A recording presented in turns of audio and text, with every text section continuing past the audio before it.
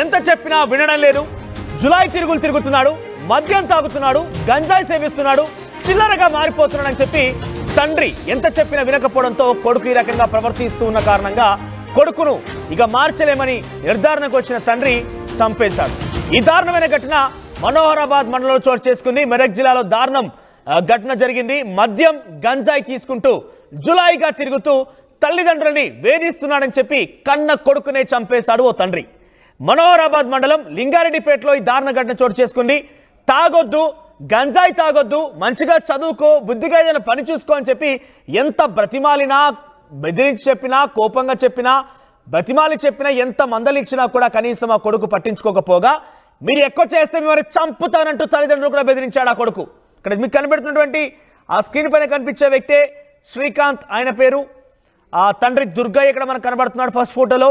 So ఎంత చెప్పినా వినకుండా జులై తిరుగులు తిరగడం, గంజాయి తాగడం, మద్యం సేవించడం, ఎంత మందలించినా, ఎంత బతిమాలి చెప్పినా చాలా చక్కగా ఏదైనా పని చూసుకో, ఏదైనా మంచిగా బతకడం కోసం ట్రై చేయని చెప్పి తండ్రి ఎన్నిసార్లు బెదిరించినా ఆదరించినా కూడా ఆయన బెదరకపోగా ఇలా మద్యం సేవించి వచ్చి ఇలా తండ్రి దుర్గయ్య చెప్పినప్పుడల్లా మీ ఇద్దరిని చంపేస్తానంటూ తల్లిదండ్రులే బెదిరించేవాడట కొడుకు శ్రీకాంత్.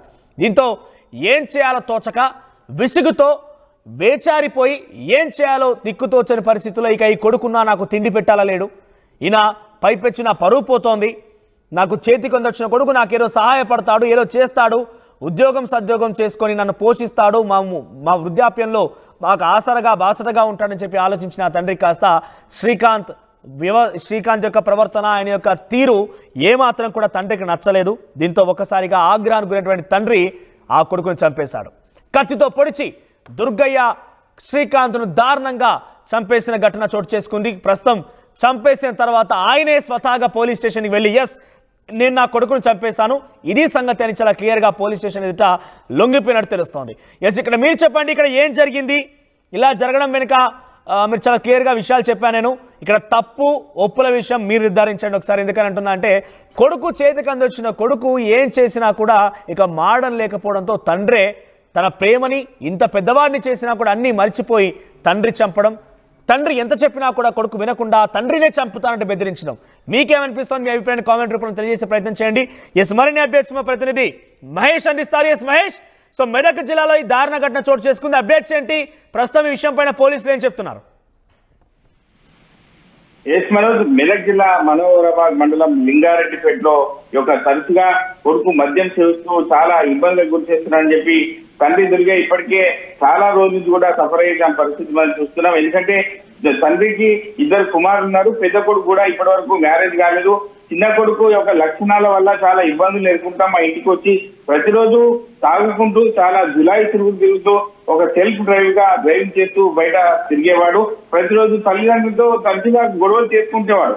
నిన్నటి రోజు 4 గంటల ప్రాంతం నుండి రాత్రి వరకు కూడా గొడవ చేస్తున్న పరిస్థితి చూసాం. పరిస్థితిని బట్టి చూస్తుంటే విసుగు చెందినటువంటి దుర్గయ్య కొడుకును ఎట్టి పరిస్థితిలో అంటే కొడుకును చంపుకోవాలని ఎవరికైనా ఉన్నది, కానీ శనికావితంలో కొడుకు చాష్టలను చూసి తండ్రి విసుగు చెంది శ్రీకాంత్ను రాత్రి సమయంలో కత్తితో పొడిచిన పరిస్థితి. అంటే నిద్రలో పోతుండగా కత్తితో పొడిచి చంపినట్టు తెలుస్తుంది. దీనికి సంబంధించి నేరుగా నేనే చంపినా అని చెప్పి పోలీస్ స్టేషన్ సరెండర్ అయిన పరిస్థితి మనం చూస్తున్నాం. ఏది ఏమిటికి ఇటువంటి మెదక్ జిల్లాలో ఇటువంటి సంఘటన చోటు చేసుకుని అందరినీ కూడా కలిసివేసిందని చెప్పచ్చు. ఎందుకంటే మనం ఇప్పటి వరకు చూసుకున్నట్టయితే ఈ జులై తిరుగుడు ఏ తండ్రి అయినా కూడా అసహించుకుంటాడు, కానీ ప్రతిరోజు కూడా నేను భరించలేక ఇటువంటి సంఘటనను నా కొడుకైనా సరే నేను భరించలేను అని చెప్పి తండ్రి దుర్గయ్య కొడుకు శ్రీకాంత్ను చంపేయడాన్ని అందరినీ కలిసివేసిందని చెప్పి అప్పుడు క్షణికావేశంలో తండ్రి కత్తితో పొడిచిన సందర్భాల్లో ఆవేశంగా కొడుకును చంపిన పరిస్థితి అవుతుంది. కానీ మళ్ళీ చంపిన తర్వాత నా కొడుకు నేను చంపుకున్నాననే ఆవేదనతో పరిస్థితులు ఉంటాయి కాబట్టి అది నేరుగా నేనే చంపాను, నా కొడుకు ప్రవర్తన బాగాలేదు అని చెప్పి పోలీస్ స్టేషన్ లో వెళ్లే పరిస్థితి. స్థానికంగా పోలీసులు చూస్తుంటే ఎస్ఐ సుభాష్ గౌడ్ తో పాటు సిఐ రంగకృష్ణ కూడా నేరుగా వెళ్లి జరిగిన సంఘటనపై దర్యాప్తు చేసి సంబంధించిన దుర్గపై కేసు నమోదు చేసి రిమాండ్ చేస్తున్నట్టు కూడా మనకు తెలుస్తుంది. ఏదంటే పోలీసులు మాత్రం చూసి వ్యవహారం చూస్తుంటే ఒక తండ్రి కొడుకునే చంపడానికి తీవ్రంగా తప్పట్ల పరిస్థితి, చుట్టుపక్కల వారిని ఎంత తప్పు చేసినా కొడుకును కడుపులో పెట్టుకునే పరిస్థితి ఉంటుంది తప్ప ఇటువంటి సంఘటన చేయడానికి కొందరు జీర్ణించుకోలేకపోతున్నారు. కానీ కొడుకు ప్రవర్తన చూస్తుంటే ఈ యొక్క జులై తీరడము, ఈ యొక్క మద్యం సేవించడము, అన్ని రకాలుగా ఈ యొక్క ఇంటి పరిస్థితులను బట్టి మెలుకోవాలి తప్ప ఇటువంటి సంఘటన చోటు చేసుకోవడము నా ఇంటికి పరువు పోతుందని చెప్పి ఈ యొక్క ఆయన దిగమింగలేక తండ్రి దుర్గయ్య ఆవేశంలో, క్షణికావేశంలో రాత్రి సమయంలో కొడుకుపై కత్తితో దాడి చేసి కొడుకును చంపేసి నా పరిస్థితి అదే మనం చూసాం. నేరుగా చనిపోయిన ఆ సమయంలో తల్లి ఎక్కడ లేదా?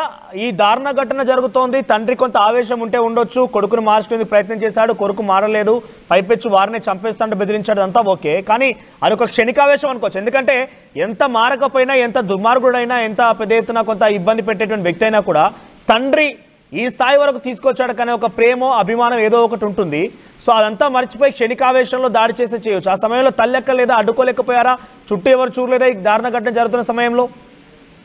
అంటే ఇది రాత్రి సమయంలో జరిగిన సంఘటన. అదే కొడుకు ప్రతిరోజు ఇటువంటి గొడవలు చేస్తున్నారని చెప్పి తండ్రి కొడుకుని చూస్తే భయపడే పరిస్థితి ఉందని తెలుస్తుంది. ఎందుకంటే తండ్రి ఎంత చెప్పినా కూడా కొడుకు మారని పరిస్థితి. ఆ సమయంలో తల్లి పక్కింటి వారింట్లో పడుకున్న పరిస్థితి మనకు తెలుస్తుంది. అంటే ఏది ఏమైనప్పటికీ తండ్రి చూసి చాలా రోజుల నుంచి నా కొడుకు మారుతాడు అని చెప్పి ఒక తీవ్ర అంతర్గతంగా రోధిస్తూ ఉన్నటువంటి పరిస్థితులు ఉన్నాయి తప్ప కొడుకును తప్పుకోవాలని ఎవరికైనా ఉండదు. కానీ నిన్నటి క్షణికావసంలో కొడుకును కట్టితో కొట్టిన సంఘటన, ఒక జులై తిరుగుతున్నటువంటి మద్యం సేవించి ఒక పరువు పోతుంది అన్న కాన్సెప్ట్తోని తండ్రి దుర్గయ్య కొడుకు శ్రీకాంత్ను చంపేసిన పరిస్థితి మనం చూస్తున్నాం.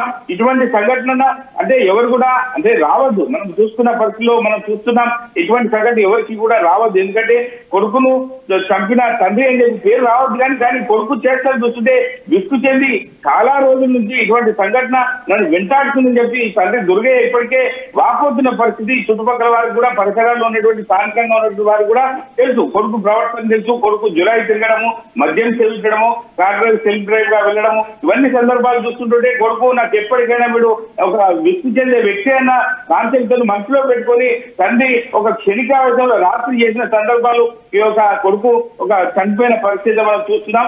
తండ్రి మాత్రం అక్కడ లేనని తెలిసింది. ఎందుకంటే తల్లి ఉంటే ఇద్దరి మధ్యలో ఒక తల్లి కొడుకు మీద ప్రేమ ఉంటుంది, తండ్రికి ప్రేమ లేకున్నా అని తల్లి కాపాడే పరిస్థితి ఉంటుంది ఆ సమయంలో. కానీ తల్లి లేని సమయంలో ఇటువంటి క్షణికావేశం గురై తండ్రి చంపేయడము, తల్లి నేరుగా ఆయన పోలీస్ స్టేషన్ ఆశ్రయించి నేనే నా కొడుకుని చంపినని చెప్పి బహిరంగంగా ఒప్పుకున్న పరిస్థితి చూస్తాం. ఏది ఏమైనప్పటికీ ఇటువంటి మెదక్ జిల్లాలో ఇటువంటి సంఘటన అందరినీ కలిసివేసిందని చెప్పి, ఎందుకంటే ప్రతి ఒక్కరు కొడుకు బాగుపడాలని చెప్పి తల్లిదండ్రులు చూస్తుంటారు. కానీ కొడుకు చేసిన తప్పు యొక్క జీర్ణించుకోలేని పరిస్థితిలో తండ్రి దుర్గయ్య ఇటువంటి అఘాయిత్యానికి పడడానికి కొందరు జీర్ణించుకోలేకపోయినా కొందరిని ఇబ్బందులకు గురి చేసే పరిస్థితి మనకు నెలకొందని చెప్పచ్చు. మనోజ్. రైట్ మహేష్, ఏకంగా చెప్పిన మాట వినలేదు, జులై తిరుగుతున్నాడు, మద్యానికి అలవాటు అయిపోయాడు, గంజాయి సేవిస్తూ అందరిని ఇబ్బంది పెడుతున్నాడు, వద్దని చెప్తే తల్లిదండ్రులనే చంపేస్తానంటూ బెదిరిస్తున్నాడు. ఇక ఏం చేయాలో తెలియక బ్రతిమాలినా, బుజ్జగించి చెప్పినా, నచ్చజెప్పే ప్రయత్నం చేసినా మారకపోవడంతో ఇక ఆగ్రహం ఎక్కువైపోయింది. తండ్రి ఏం చేయాలో తెలియక కొడుకును చంపేసుకున్నాడు. ఏదేమైనా కూడా ఒక దారుణ ఘటన అని చెప్పొచ్చు. ఎందుకంటే ఎవరు కూడా తన కొడుకుని ఎంత పిచ్చివాడైనా, ఎంత దుర్మార్గుడైనా కూడా చంపుకోవాలి ఎవరు అనుకోరు. కానీ ఈ సంఘటనలో శ్రీకాంత్ పనితీరు మరింతగా మితిమీరిపోవడంతో తండ్రి ఏం చేయాలో తెలియక కొడుకును చంపేసి, కత్తితో ఆయనపై దాడి చేసి చంపేసి పోలీస్ స్టేషన్లో కూడా ఆయన వెళ్ళి లొంగిపోయాడు. At KLH, you have the freedom to choose the subjects that fuel the engineer in you. KLH deemed to be university.